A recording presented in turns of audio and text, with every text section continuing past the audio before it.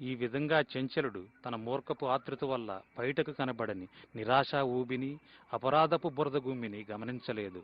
దుష్టుని పన్నాగాల్లో చిక్కుకుని అలసిన యాత్రికులెంతో మంది ఈ నిరాశా ఊబిలో పడిపోయారు. మనిద్దరికీ ఈ దారి కొత్తది. చీకట్లో మనం జాగ్రత్తగా నడవాలి.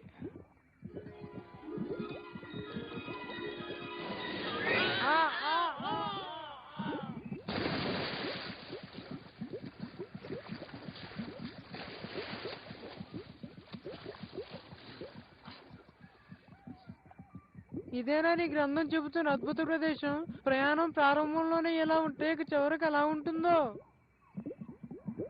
దయచేసి నన్ను బయటికి లాగు. ఈ భారం నన్ను ఊబిలోనికి నెట్టేస్తుంది. నీ గ్రంథం చెబుతున్న ఆ సుందర రాజ్యాన్ని నువ్వే సంపాదించుకో. నేస్తమా, రక్షించు.